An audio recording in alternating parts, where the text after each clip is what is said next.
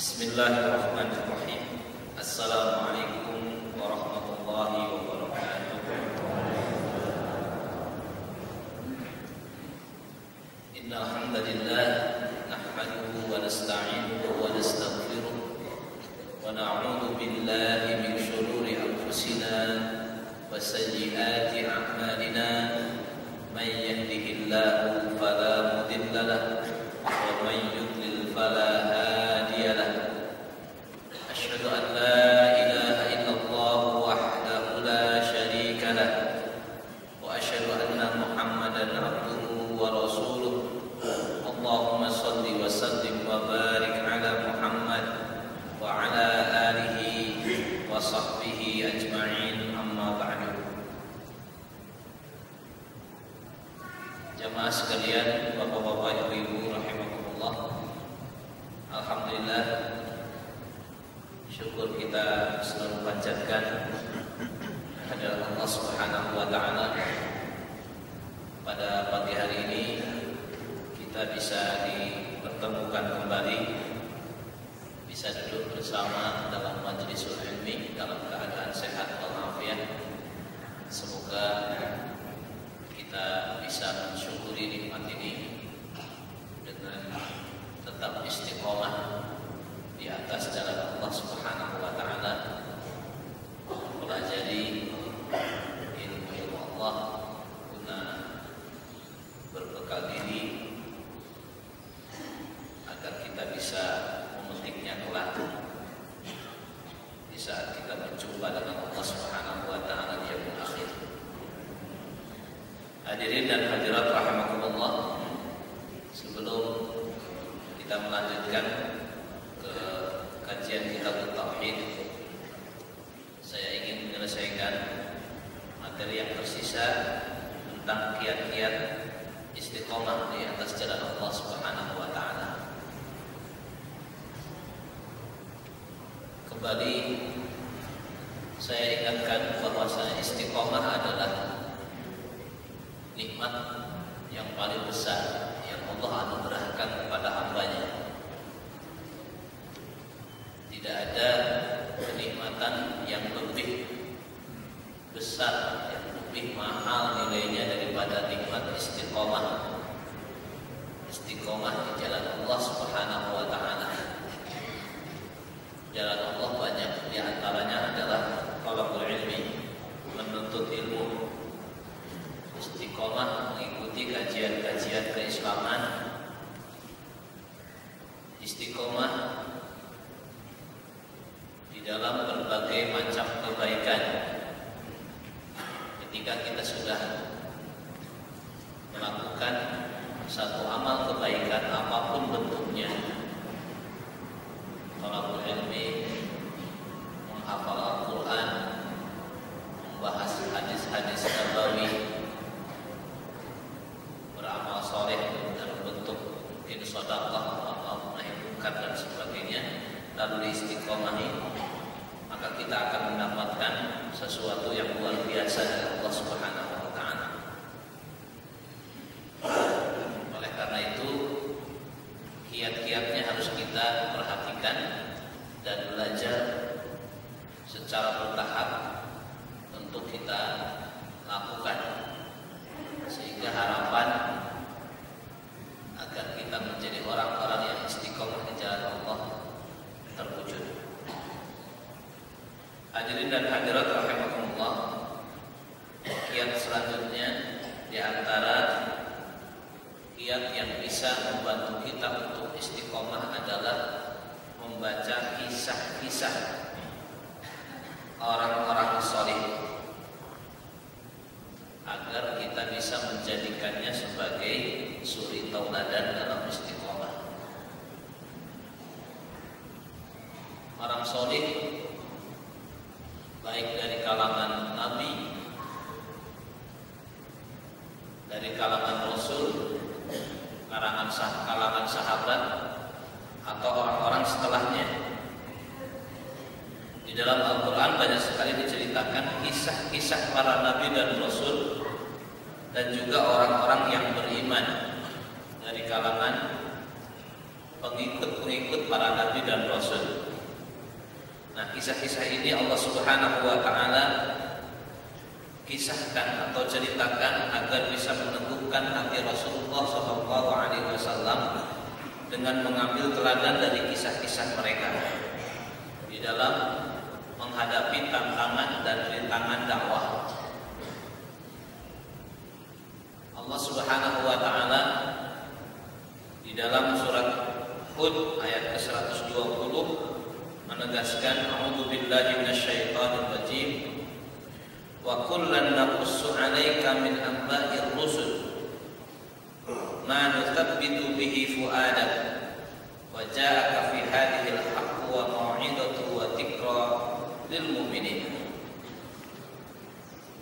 Dan semua kisah dari rasul-rasul kami ceritakan kepadamu ialah kisah-kisah yang dengannya kami teguhkan hatimu wahai Muhammad. Dan dalam surat ini telah datang kepadamu kebenaran serta pengajaran dan peringatan bagi orang-orang yang beriman. Kita semua tahu tentang kisah Nabi Ibrahim alaihi salam, di mana banyak sekali dari kaumnya yang menentang dakwahnya. Bahkan penentangan itu datang dari orang tuanya sendiri. Sampai singkat cerita Nabi Ibrahim mendapatkan siksaan, yaitu dibakar api. Dan Allah Subhanahu wa taala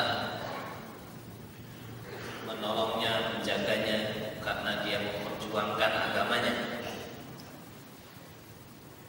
Ketika Nabi Ibrahim dibakar api atas perintah sang raja seperti yang dikisahkan di dalam surat Al-Anbiya ayat 68 sampai 60 sampai 70.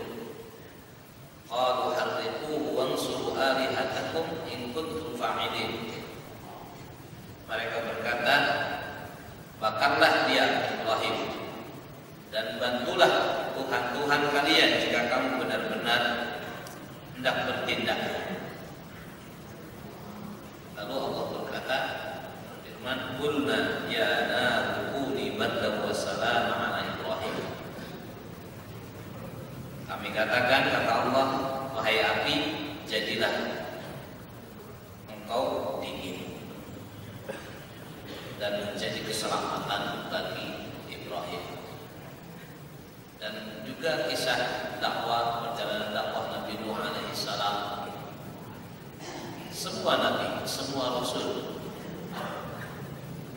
ini semua diceritakan oleh Allah Subhanahu wa taala dalam Al-Qur'an agar bisa meneguhkan hati Rasulullah sallallahu alaihi wasallam yang saat itu menghadapi tantangan dakwah dari kaum Quraisy. Jamaah sekalian yang dimuliakan Allah Subhanahu wa taala, maka untuk mengetahui itu semua kita harus dekat dengan Al-Qur'anul Karim.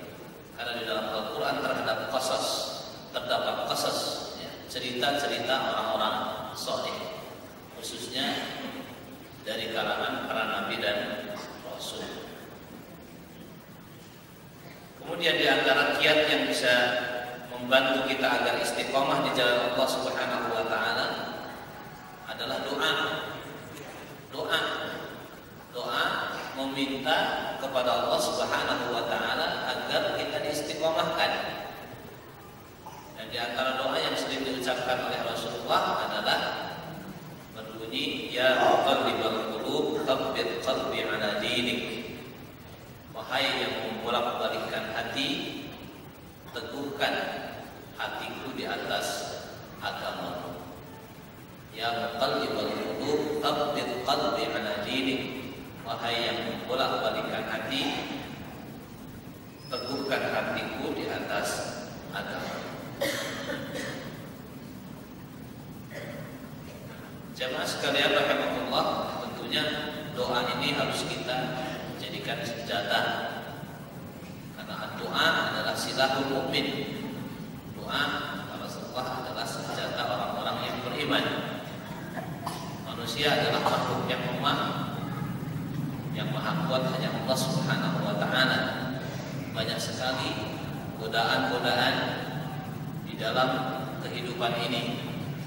Setan selalu menggoda, baik setan jin ataupun setan manusia, dengan tujuan menggelincirkan manusia dari jalan Allah Subhanahu wa taala. Maka faktor-faktor yang membuat kita istiqomah semuanya harus kita upayakan untuk bisa dilaksanakan. Kita dekat dengan Allah, memohon pertolongannya agar Allah senantiasa istiqomahkan hati kita di atas agamanya, di atas ketaatannya. Kemudian juga kita membaca kisah-kisah inspiratif, kisah-kisah yang diceritakan Allah dalam Al-Quran, bagaimana sabarnya dan istiqomahnya para nabi dan rasul, bagaimana sabar dan istiqomahnya para sahabat radhiyallahu anhum, dan bagaimana istiqomahnya orang-orang terdahulu yang juga sama menghadapi tantangan, menghadapi godaan, baik dalam hidup pribadi, keluarga maupun bermasyarakat. Hadirin dan hadirat rahimakumullah. Kemudian juga kiat penting dan tidak kalah penting dengan kiat-kiat yang lain agar kita bisa istiqomah adalah bergaul dengan orang-orang saleh, bergaul dengan orang-orang yang juga istiqomah, bergaul dengan orang-orang yang teguh pendirian, orang-orang yang teguh menjalankan perintah-perintah Allah Subhanahu wa taala. Allah menyatakan di dalam Al-Quran bahwa salah satu sebab utama yang membantu kita untuk menguatkan iman dan juga yang bisa membantu menguatkan iman para sahabat saat itu adalah keberadaan Rasulullah SAW di antara mereka. Jadi yang membuat para sahabat itu istiqomah adalah karena mereka bersahabat dengan Rasulullah SAW, karena mereka bergaul dengan Rasulullah SAW.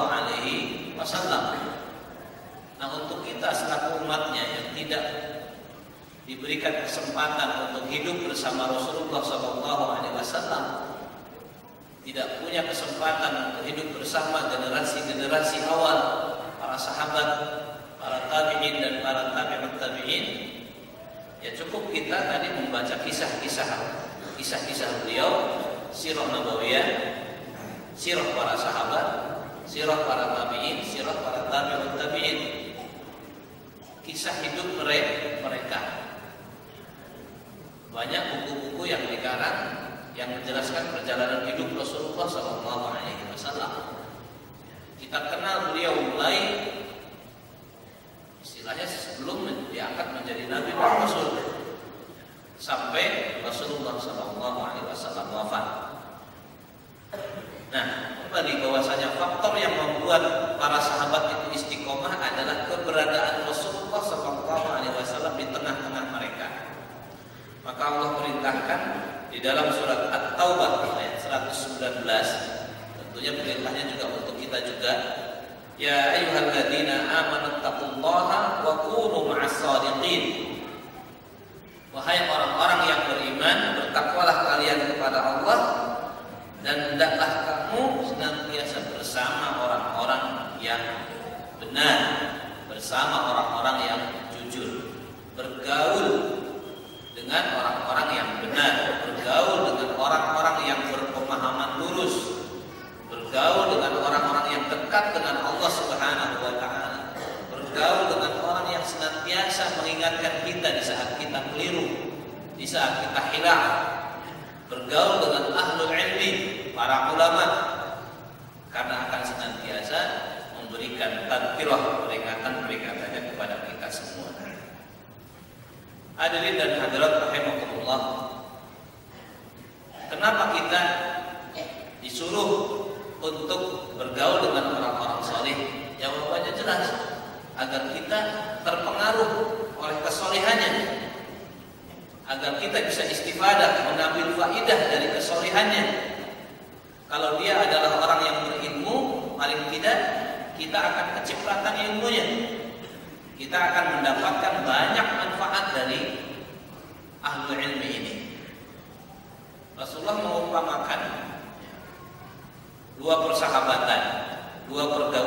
satu bergaul dengan orang yang soleh, yang satu bergaul dengan orang yang buruk. Rasulullah umpamakan dengan pergaulan dengan orang yang membawa minyak wangi dan bergaul dengan pandai besi. Dalam sebuah hadis sahih Rasulullah bersabda, "Matsalul jalisis shalihi wal jalisis su." Perumpamaan kawan yang soleh dan kawan yang buruk, kamatsali sahibil miski wakil haddad. Perumpamaan teman yang baik dan yang buruk adalah seperti pemilik minyak wangi dan pandai besi. La ya'damuka min sahibil miski imma tashtarihi aw tajidu riha. Kata Allah, ketika Anda bergaul dengan pemilik minyak wangi atau penjual minyak wangi, ada dua faedah. Kalau kamu tidak bisa membelinya, jadi pertama bisa membelinya sehingga wangi juga, atau tajidu riha, atau engkau akan mendapatkan wanginya. Sementara wakilu haddad yuhriku badanaka aw thawbaka aw tajidu rihan khabitha. Dan ketika Anda bergaul dengan pandai besi, kalau tidak badanmu atau bajumu terbakar oleh api, kamu akan mendapatkan bau yang tidak sedap. Jadi dua-duanya berpengaruh. Bergaul dengan orang saleh akan memberikan pengaruh positif, intinya begitu. Bergaul dengan orang yang buruk akhlak akan berpengaruh negatif. Maka bergaul dengan orang-orang saleh adalah faktor yang dapat membuat seseorang istiqomah di jalan Allah Subhanahu wa ta'ala. Dan kawan yang paling baik, yang merupakan kunci keberhasilan di dalam meraih ilmu, seperti yang ditegaskan dalam pepatah hikmah, lan tanal ilma illa bisittah, kamu tidak akan mendapatkan ilmu kecuali dengan 6 hal. Salah satunya disebutkan suhbatul ustaz, bergaul dengan ustaz. Ini merupakan ibarah yang menegaskan bahwasanya pergaulan dengan orang-orang soleh, meskipun tidak semua ustaz soleh ya, karena ustaz label ya, ustaz label. Sekarang musim istilah itu, ustaz di televisi banyak banget ya. Sampai ustaz dukun juga ada, ustaz maling juga ada. Jadi saya malu, ikut malu ustaz maling gitu kan, malu terus terang. Ketika dipanggil kiai juga malu karena ada kiai selamat. Ganti sebutan ustaz juga malu karena ada ustaz yang melakukan tindakan-tindakan tidak terpuji. Yang dimaksud suhbatul ustaz di dalam pepatah ini adalah tentunya ustaz yang saleh, ustaz yang baik, bukan hanya sekedar julukan ustaz. Ada pak guru, ada pak ustaz, ada pak kiai. Itu adalah julukan-julukan baik, tapi bukan berarti jaminan baik. Kadang-kadang ada yang tidak mendapatkan panggilan ustaz, kiai atau guru, tapi juga soleh. Kenapa disebutkan ustaz di sini? Karena ustaz adalah orang yang paham ilmu, harusnya menjadi uswah, menjadi suri tauladan. Maka ustaz yang dimaksud dalam pepatah ini adalah ustaz yang soleh. Ustaz yang ilmunya banyak, karena akan berpengaruh positif terhadap lingkungan. Nah, hadirin dan hadirat rahimahullah, kita ciptakan secara bertahap lingkungan yang baik, bi'ah hasanah, komunitas yang baik. Kemudian kita bergaul dengan orang-orang baik, dengan orang-orang yang istiqomah. Kita banyak membaca sirah atau kisah-kisah orang-orang soleh. kita banyak mengkaji Al-Quran karena di dalamnya ada kisah-kisah inspiratif yang bisa menginspirasi kita untuk menjadi orang yang lebih baik. Itu pun harus dilakukan secara istiqomah. Mudah-mudahan dengan ini semua kita diteguhkan, dikuatkan oleh Allah Subhanahu wa taala untuk tetap teguh di jalan Allah Subhanahu wa taala. Itu materi sebagai pelengkap yang sudah saya sampaikan di bulan Syawal, dan kita akan kembali ke kitab tauhid. Sampai mana, Mas?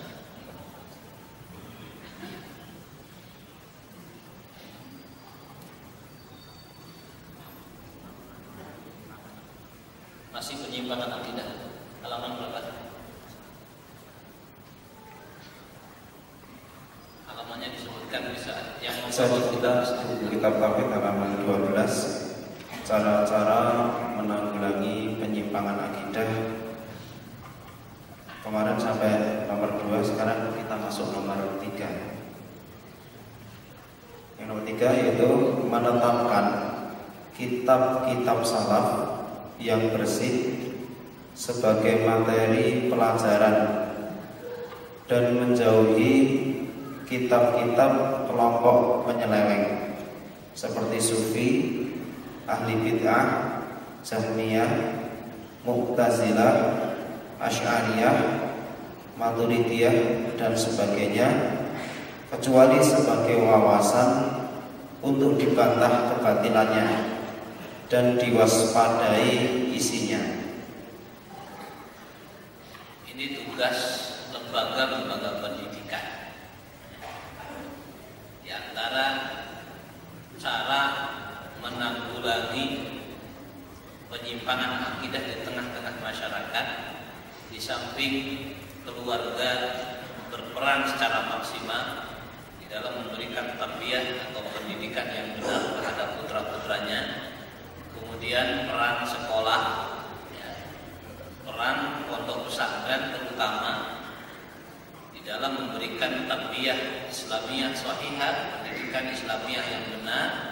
Juga tidak kalah penting menetapkan buku-buku pelajaran, khususnya pelajaran-pelajaran keagamaan, khususnya pelajaran akidah dari buku-buku para ulama salaf, para ulama terdahulu yang memiliki pemahaman yang benar.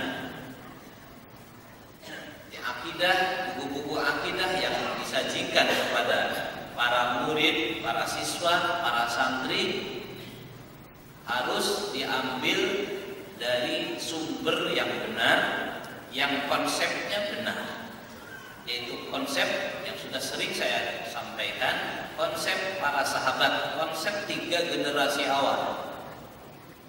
Karena hanya konsep itu yang benar, yang mendapatkan jaminan dan rekomendasi dari Allah Subhanahu wa taala. Para sahabat, para tabi'in dan para tabi'in itu juga tentunya memerlukan ilmu. Akidah yang seperti apa? Akidah yang benar. Akidah yang benar adalah akidah yang dianut oleh para sahabat radhiyallahu anhum, akidah yang diajarkan oleh Rasulullah sallallahu alaihi wasallam kepada mereka, terus diajarkan ke generasi berikutnya yang sanadnya bersambung sampai kita hari ini. Tidak mengambil rujukan atau referensi pelajaran itu dari paham-paham yang menyimpang, baik paham klasik maupun yang baru bermunculan saat ini.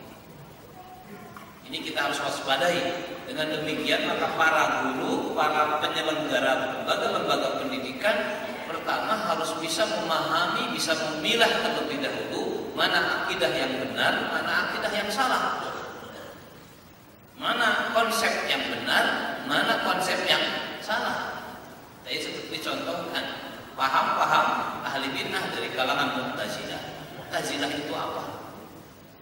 Paham-paham Jahmiyah, paham-paham Qadariyah, paham-paham Murji'ah. Banyak sekali aliran-aliran yang menyimpang dari paham yang benar. Dan sampai saat ini paham-paham tersebut masih menyebar di tengah masyarakat. Ini harus kita waspadai tentunya dengan tolakul ilmi. Karena seseorang tidak mungkin bisa memilah ini akidah Jahmiyah, ini akidah Qadariyah, ini akidah Mu'tazilah, ini akidah Syiah dan sebagainya, ini akidah Ahlus Sunnah tanpa pernah mempelajari semuanya. Maka tadi untuk seorang guru boleh mempelajari akidah-akidah yang menyimpang untuk dijadikan sebagai perbandingan pelajaran agar bisa menerangkan kepada para siswa, kepada para santri, ini akidah yang benar, ini akidah yang salah. Saya kira masyarakat tidak tahu banyak tentang penyimpangan orang-orang Syiah, baik penyimpangan dalam masalah akidah maupun dalam masalah ibadah, karena memang belum tahu, cuma mendengar saja Syiah, Syiah, Syiah. Syiah itu juga banyak sektenya, lebih dari 60 sekte. Banyak kelompoknya. Ada Ismailiyah, ada Imamiyah, ada Kaisaniyah, ada Qadariyah, ada Nusairiyah. Seperti Syiah yang menjadi ideologi pemerintahan Bashar Assad adalah Syiah Nusairiyah, seperti itu. Nah, ini tugas para guru, tugas para penyelenggara pendidikan. Sementara kita jumpai bahwasanya kurikulum pendidikan, apalagi kurikulum di lembaga-lembaga pendidikan negeri, ya, untuk SD negeri, SMP negeri, sangat minim sekali siraman-siraman akidah ini, sehingga mudah sekali terpengaruh ketika ada akidah-akidah yang menyimpang menyebar. Tidak bisa membedakan mana yang salah, mana yang benar. Kasus-kasus atau isu-isu kekinian juga sulit untuk menyikapi, karena lemahnya ilmu tentang pemahaman ini. Semua berbicara tentang konsep pemerintahan Islam, semua berbicara tentang konsep amar ma'ruf nahi munkar, semua berbicara tentang konsep jihad fisabilillah, bahkan berbicara tentang khilafah Islamiyah dan sebagainya. Tapi tidak semua pembicaraan itu benar. Meskipun itu adalah istilah-istilah Islam, istilah-istilah Al-Quran. Ketika muncul gerakan-gerakan, masyarakat awam kesulitan untuk membedakan mana yang benar, mana yang salah. Maka diperlukan sebuah proses pendidikan, proses tarbiyah. Intinya Bapak dan Ibu sekalian rahimahullah, dan ini pesan untuk para guru, para penyelenggara pendidikan, khususnya pondok-pondok pesantren, agar supaya para siswa ini, anak-anak yang lahir dalam keadaan fitrah ini terpelihara akidahnya, terpelihara pemahamannya, maka buku-buku pelajaran penting untuk diperhatikan dan diambil. Kalau bisa ada penyusunnya, kalau tidak bisa mengambil kepada buku-buku yang sudah direkomendasikan. Artinya buku ini adalah tepat memberikan pelajaran-pelajaran akidah yang benar. Termasuk juga buku-buku referensi, rujukan-rujukan dalam bab ibadah. Ibadah juga harus benar, akidah juga harus benar, sehingga kelak menjadi generasi-generasi bangsa yang akidahnya lurus. Ini peran lembaga pendidikan. Baik, lanjut selanjutnya. Kemudian cara menanggulangi penyimpangan akidah yang keempat, itu menyebar para dai yang meluruskan akidah umat Islam dengan mengajarkan akidah salaf serta menjawab dan menolak seluruh akidah batin. Ini tugas siapa nih? Menyebarkan para dai. Harusnya semuanya adalah pemerintah ya. Tapi kalau pemerintah tidak bisa melakukannya, menyebar para dai ke desa-desa, ke kampung-kampung, ke pegunungan-pegunungan yang di sana banyak sekali penyimpangan akidah, banyak sekali. Kita di Karanganyar juga belum bisa melakukannya secara maksimal. Kita sampai membuat dai Kamtibmas, itu Ya dalam rangka memberikan pemahaman-pemahaman yang benar. Ini baru di karangannya kerjasama antara para ulama dengan kepolisian, MUI, kepolisian. Alhamdulillah itu pun belum bisa maksimal karena belum bisa nembus ke seluruh penjuru daerah, penjuru kampung-kampung, pegunungan-pegunungan. Kalau kita masuk ke pedalaman terus sampai ke gunung-gunung, kaki-kaki gunung, masih banyak sekali penyimpangan-penyimpangan akidah. Ini tugas yang berat. Tugas yang berat. Menyebar para dai. Subhanallah, kalau seandainya yang mengikuti pengajian Ahad pagi ini juga ikut menyampaikan materi yang disampaikan di tengah-tengah masyarakatnya. Saya punya satu usulan dan sudah saya mulai. Kalau seandainya di setiap desa atau kelurahan itu ada halakoh-halakoh, ada kelompok-kelompok kajian, mulai dari yang sederhana, mungkin 10 per halakoh atau per kajian itu 10 orang. Dimulai dari tahsin Al-Quran. Tahsin Al-Quran, cara mengajarkan cara membaca Al-Quran yang baik. Itu aja masih banyak sekali masyarakat yang belum bisa membaca Al-Quran. Padahal Al-Quran tadi isinya, subhanallah, ada kisah-kisah orang-orang soleh. Bagaimana akan menjadi soleh sementara dia belum bisa dan belum mampu untuk berinteraksi dengan Al-Quran Karim karena membacanya setiap belum bisa. Kalau setiap kelurahan ada 100 halakoh, subhanallah, 100 ustadz berarti kan, nggak usah hafid lah. Artinya 10 orang nanti ditahsin, kemudian 10 ini disebarkan ke setiap kampung, membina halakoh-halakoh tahsin terus sampai ditingkatkan. Insya Allah secara pelan-pelan akan menjadi perubahan yang luar biasa di tengah masyarakat. Ini juga tidak kalah pentingnya di samping lembaga pendidikan mengambil peran di dalam menjaga akidah masyarakat. Para dai juga disebarkan. Subhanallah, kalau seandainya pemerintah peduli dengan masalah ini, maka masyarakat akan kondusif. Tidak ada lagi pertikaian, tidak lagi perselisihan, karena semuanya memiliki ilmu yang benar. Ini penyebaran para dai. Ini bisa dilakukan oleh lembaga-lembaga dakwah, organisasi masyarakat Islam. Muhammadiyah mengambil perannya, Nahdlatul Ulama mengambil perannya, pondok-pondok pesantren mengambil perannya juga, para asatidah juga membina masyarakat sehingga dakwah Islamiyahnya hidup. Maka alhamdulillah, syukur yang sangat dalam yang kita panjatkan kepada Allah Subhanahu wa taala. Di Karanganyar cukup ramai pengajian-pengajian, meskipun semuanya mengambil ahad semua. Ya, ahad jam 5, ahad jam 6, ahad jam 7. Masya Allah, berarti ngajinya bersambung 3 kali pengajian, 3 jam. Dari Masjid Agung ke MTC, MTC ke Iskarima, habis ke Iskarima kemana lagi itu? Alhamdulillah, ya sementara pengajian ahad dulu. Terus tempat-tempat lain juga ahad semua, karena mengambil waktu libur barangkali begitu ya. Yang liburnya ahad. Alhamdulillah, ini kita syukuri, berarti kita sudah melakukan satu cara penanggulangan penyimpangan akidah dengan diadakannya kajian rutin.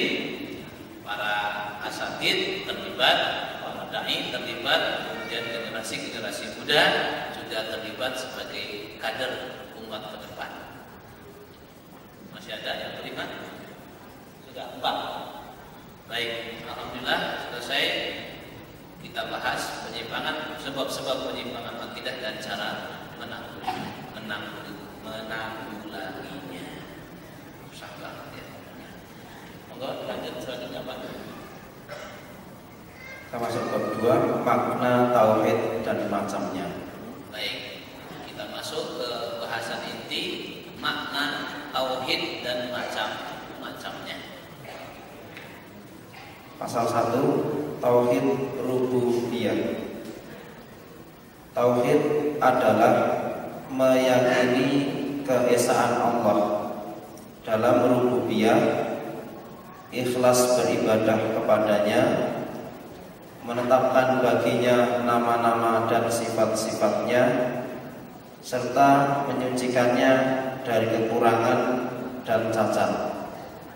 Baik, jemaah sekalian rahmatullah, pengertian tauhid, at-tauhid diambil dari kalimat wahada yuwahhidu tauhid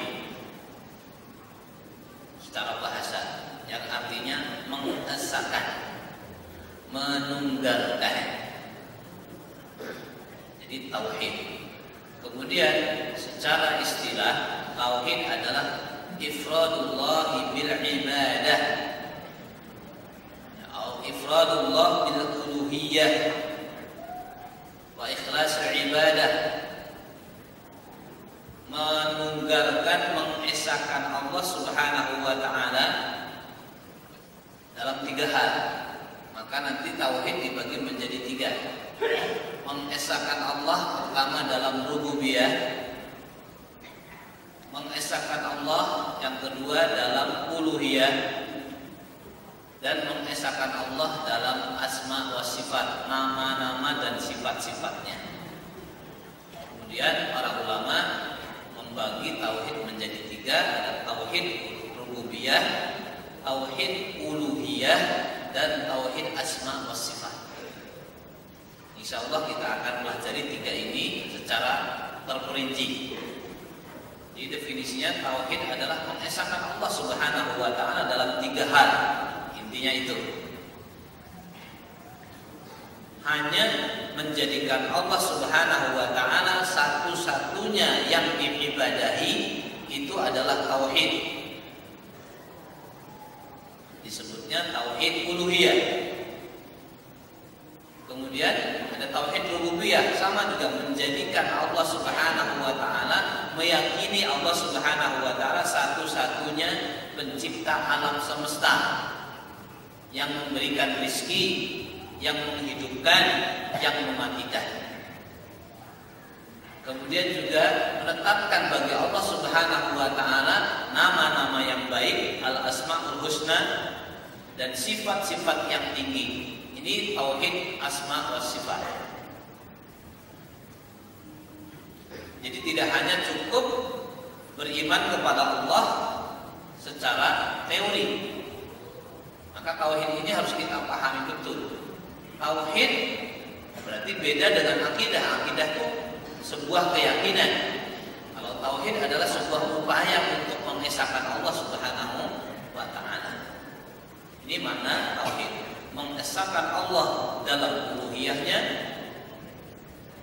atau dikenal juga dalam peribadahan, mentauhidkan Allah dalam ibadah, mentauhidkan Allah dalam rububiyah.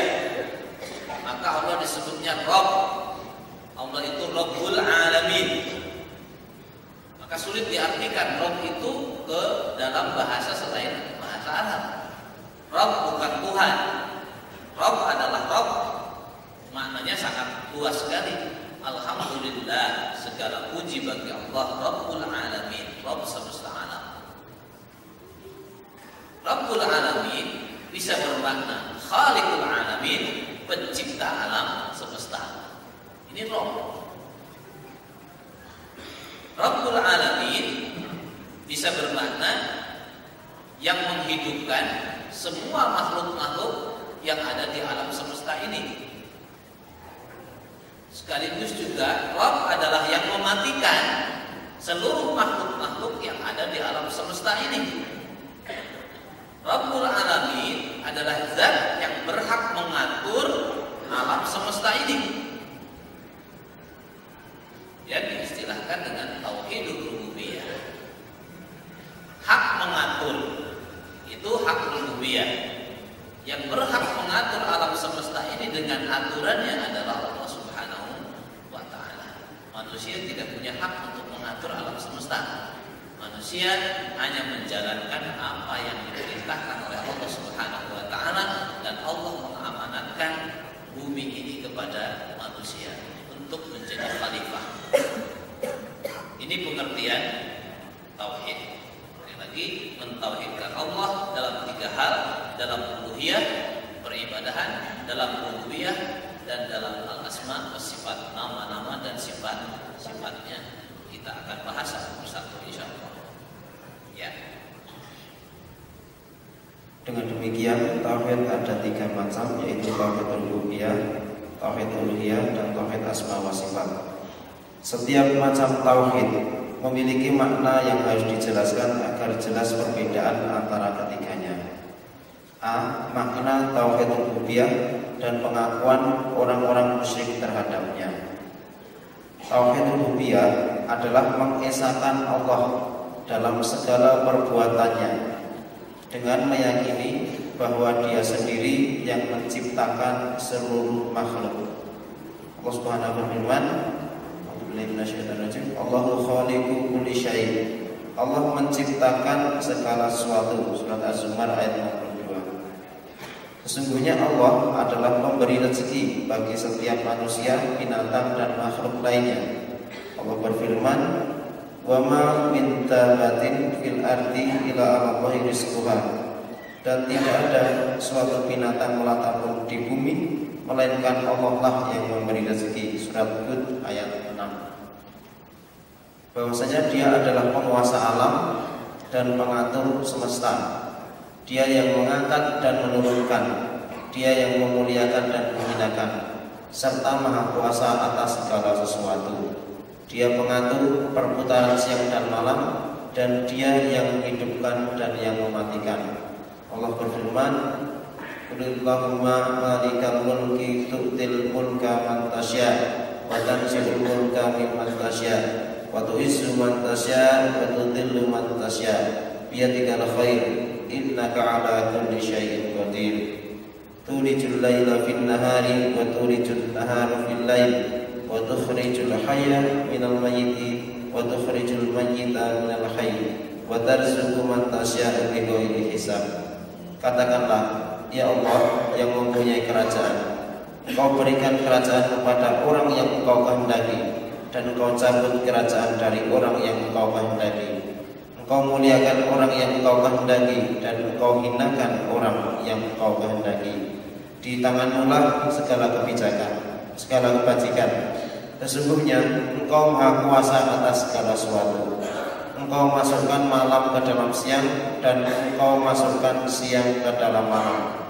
Engkau keluarkan yang hidup dari yang mati, dan Engkau keluarkan yang mati dari yang hidup. Dan Engkau beri rezeki siapa yang Engkau kehendaki tanpa hisab batas.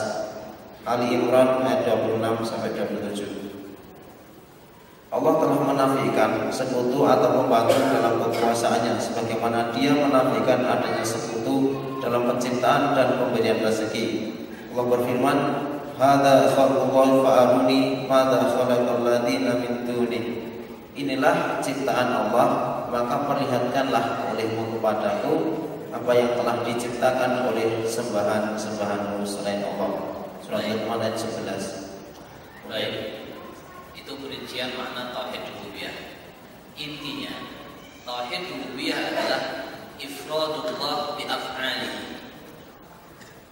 Tauhid rububiyah adalah mengesahkan Allah dengan perbuatannya. Bedanya dengan tauhid uluhiyah, kalau tauhid uluhiyah yang aktif kita. Jadi mentauhidkan Allah, mengesahkan Allah dengan perbuatan kita. Salat itu yang dilakukan kita hanya untuk Allah. Itu uluhiyah. Menyembelih hewan itu yang kita lakukan hanya untuk Allah. Semua kehidupan yang kita lakukan hanya untuk Allah. Berdoa yang kita panjatkan, doa yang kita panjatkan hanya kepada Allah.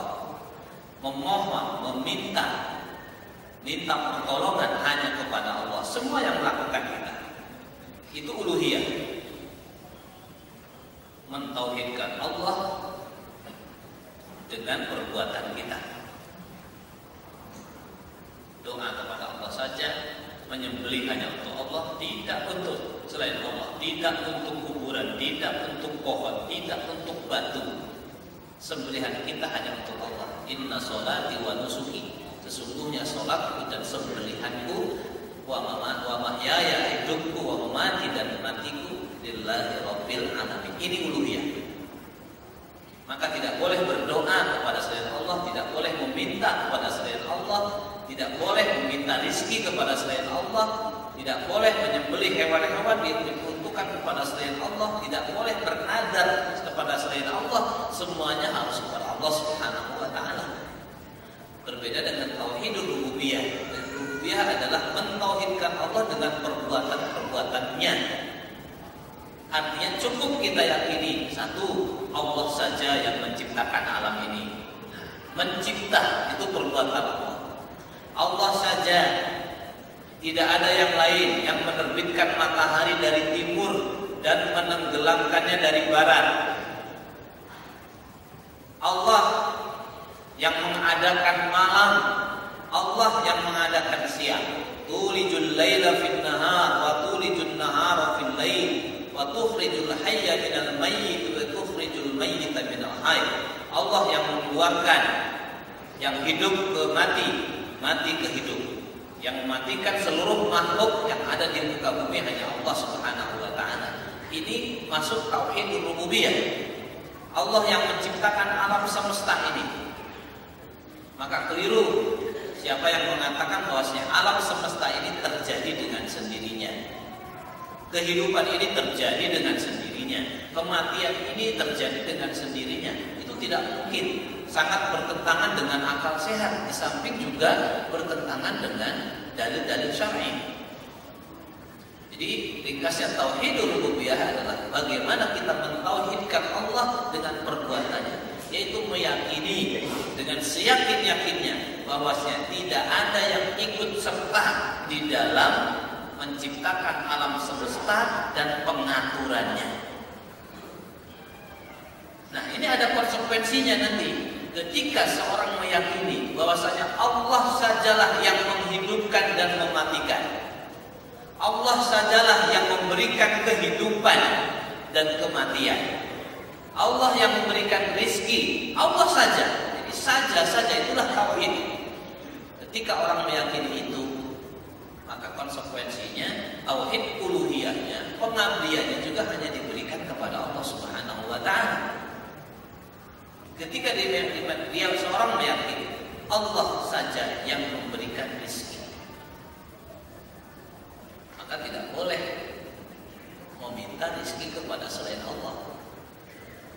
Jadi tauhid rububiyah itu ada konsekuensinya, ada tuntutan-tuntutannya. Kita mengatakan paham atau tidak paham ketika membaca surat Al-Fatihah itu merupakan ikrar terhadap 3 tauhid ini. Alhamdulillahirabbil alamin, rububiyah. Berarti ada ungkapan syukur di situ. Ungkapan syukur kepada Allah Subhanahu wa taala, Rabbul alamin, berarti mengakui bahwasanya Allah telah memberikan kenikmatan, bahwasanya Allah telah memberikan anugerah, telah memberikan rezeki. Alhamdulillah, ada sebuah kesadaran, merupakan suara fitrah. Ketika rezekinya diluaskan, pasti bilang alhamdulillah, alhamdulillahirabbil alamin. Bagaimana kabarnya? Alhamdulillah sehat, sehat dari Allah Subhanahu wa taala. Sehat dari Allah Subhanahu wa taala. Ketika Allah berikan kesehatan, ya syukur pertama kita ucapkan kepada Allah Subhanahu wa taala. Sampai-sampai ketika Allah uji pun dengan kesakitan, tetap ucapannya alhamdulillah ala kulli hal. Bagaimanapun alhamdulillah. Karena untuk orang yang beriman, apapun keadaannya baik, selalu bertauhid kepada Allah. Sakit alhamdulillah ala kulli hal, dikasih sakit supaya kita bisa membedakan keadaan sakit dan keadaan sehat. Orang yang tidak pernah sakit tidak akan bisa menikmati sehatnya. Orang yang tidak pernah rugi tidak akan bisa menikmati keuntungan. Alhamdulillah Rabbil Alamin. Ar-Rahman Ar-Rahim, asma wa sifat. Nama Allah Ar-Rahman, nama Allah Ar-Rahim.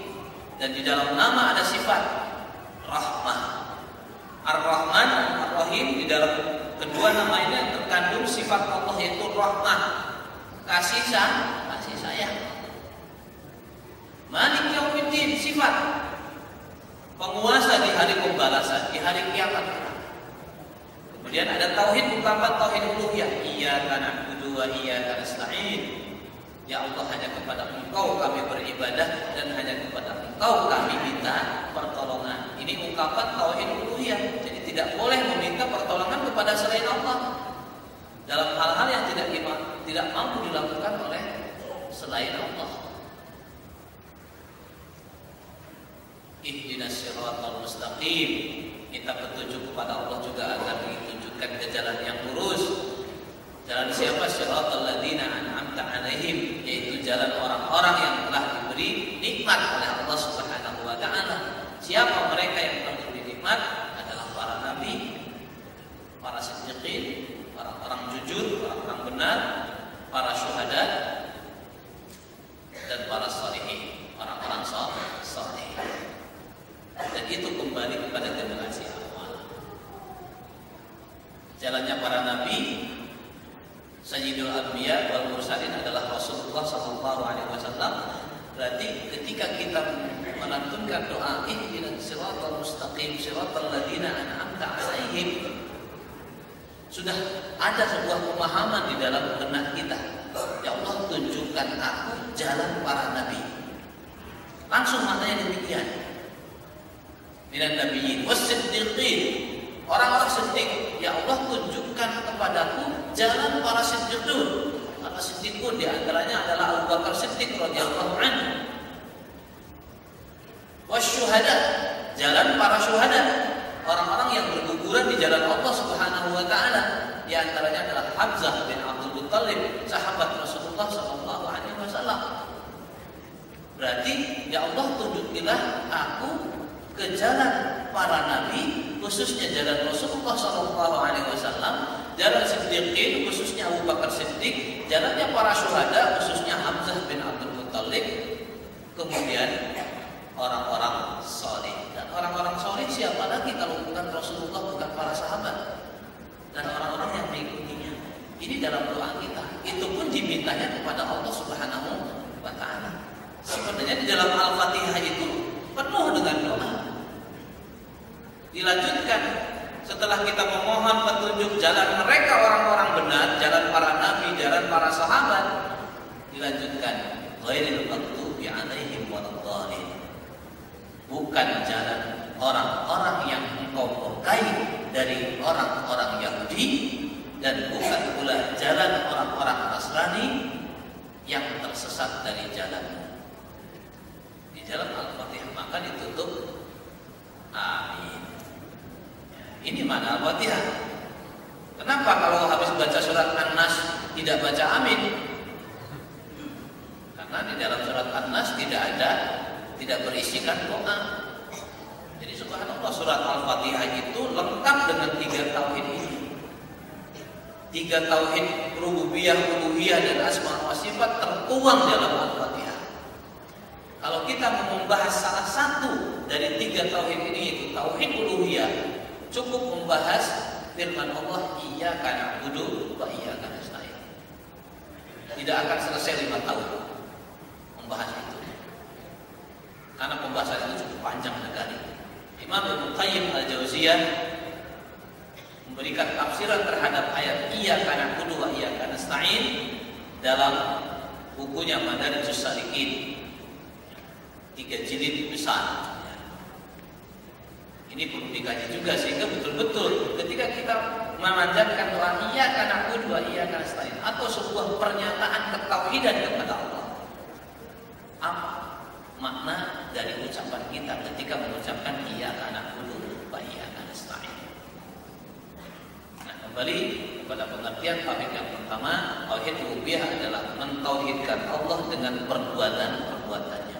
Dan untuk tauhid macam ini tidak ada masalah.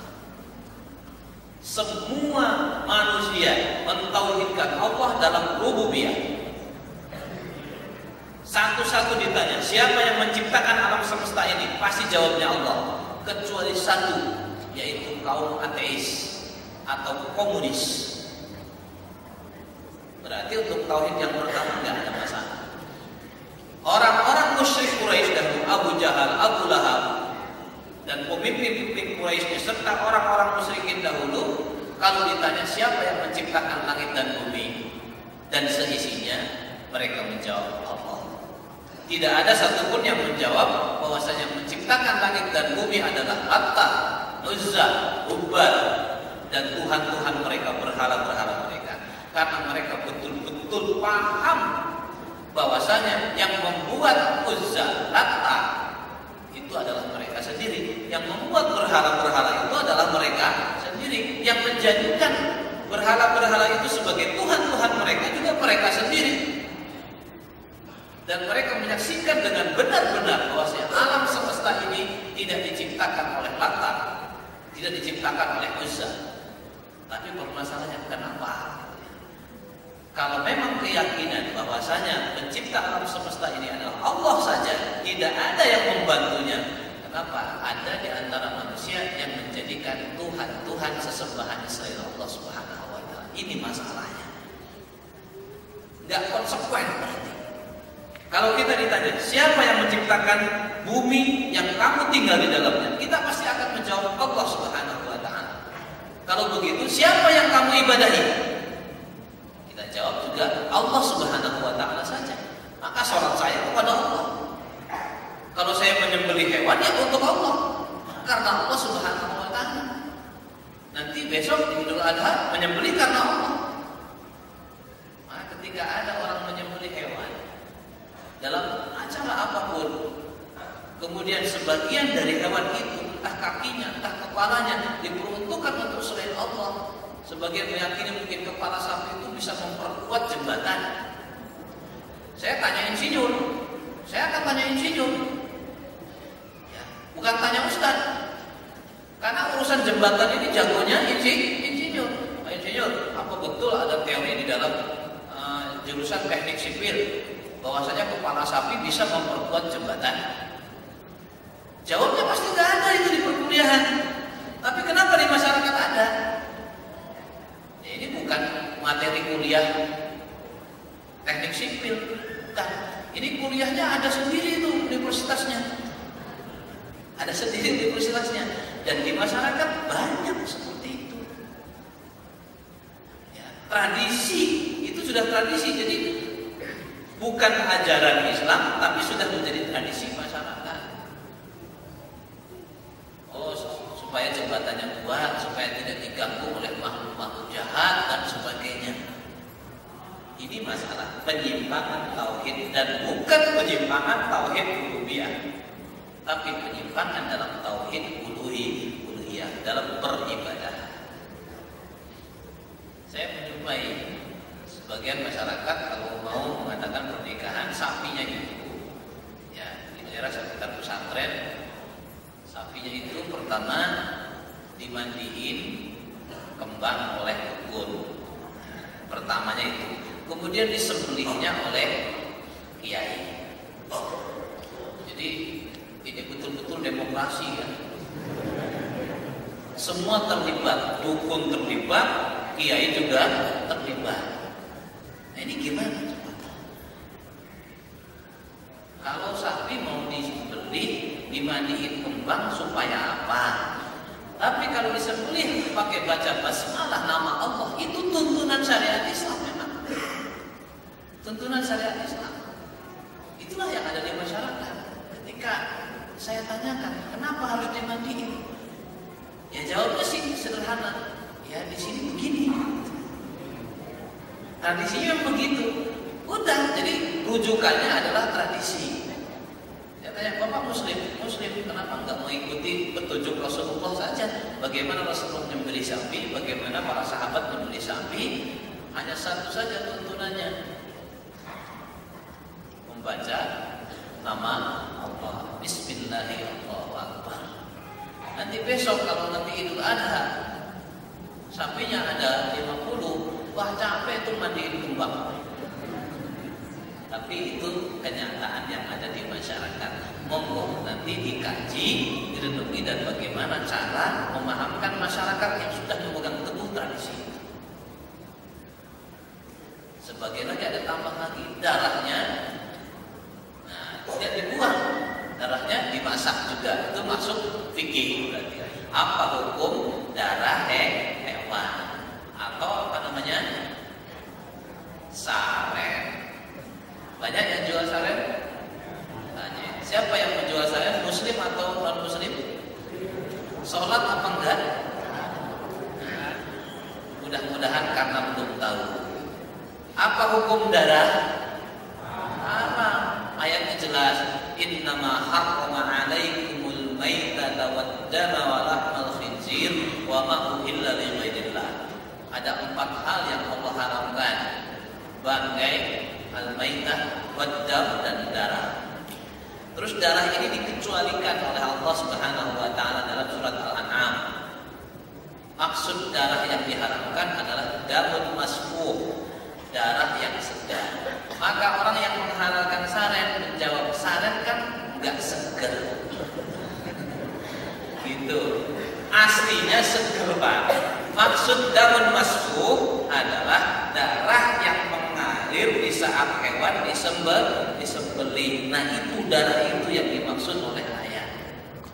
Maka ada darah yang halal, yaitu yang tidak masfuh, yang tidak segar, yaitu limpa dan hati. Kalau memang darah segar bisa disulap jadi hati, halal. Halal, tapi kan disebut hati, disebutnya saren. Saren. Banyak jualan, hati-hati dalam masalah ini. Ya, kalau ada warung menjual saren, dikhawatirkan tempenya juga tercampur saren. Ada makan, oh ini kalau ini dipisah, ada kekhawatiran bisa jadi bejana untuk memasaknya satu tercampur. Pantesan doa nggak dikabul-kabul. Ternyata makanan kita haram. Itu faktor doa-doa nggak pernah dikabulkan. Ini jadi kalau kita terapkan konsep tauhid rububiyah, sebenarnya tidak ada masalah di masyarakat. Semuanya meyakini bahwasanya Allah satu-satunya yang menerbitkan matahari dari timur dan juga menenggelamkannya. Tidak ada yang bilang yang menerbitkan adalah sang Bukhara-Bukhara. Tidak ada. Tapi sebagian masyarakat meyakini, wah ini ada penguasanya selain Allah. Lembah ini ada penguasanya. Jadi kalau mau masuk lembah itu harus kulo nuwun dulu dengan menyebar bunga atau kembang. Nah ini ketika mendirikan rumah supaya rumahnya tidak ada gangguan dan sebagainya, apa yang dilakukan oleh masyarakat bukan doa. Pasang kelapa, jagung, padi dan sebagainya. Supaya apa? Untuk siapa? Ini permasalahannya bukan penyimpangan dalam rububiyah, tapi penyimpangan dalam uluhiyah. Kalau pengen rumah kita ini dilindungi oleh Allah Subhanahu wa taala, maka minta perlindungannya juga kepada Allah. Cukup berdoa. Ya Allah, hamba punya niat untuk membangun rumah. Ya Allah, lancarkan. Ya Allah, lindungi hamba semua, tukang-tukangnya selamat, tidak ketimpa ya, genteng, kayu dan sebagainya. Lagi itulah kenyataan yang ada di masyarakat. Mari kita terapkan ya, konsep tauhid yang benar di dalam aplikasi keseharian. Jangan lisan kita bertauhid kepada Allah, tapi justru perbuatan kita keluar dari nilai-nilai ketauhidan, bahkan cenderung kepada kesyirikan yang itu merupakan pembatal daripada keimanan, pembatal dari syahadat yang sudah kita ikrarkan. Asyhadu an la ilaha illallah wa asyhadu anna Muhammadar Rasulullah. Semua hafal tapi belum banyak memahami makna dan tuntutan dari kalimat tauhid itu. Insyaallah kita lanjut pembahasan ini terus sampai selesai 3 tauhid ini, rububiyah, uluhiyah, asma wa sifat. Mudah-mudahan bermanfaat. Kurang lebihnya mohon maaf. Subhanallahumma wa bihamdika asyhadu an la ilaha illa anta astaghfiruka wa atubu ilaik. Bagi yang punya pertanyaan bukan hanya masalah yang berkaitan dengan kitab tauhid, bisa dicatat dan disampaikan ke depan sehingga setiap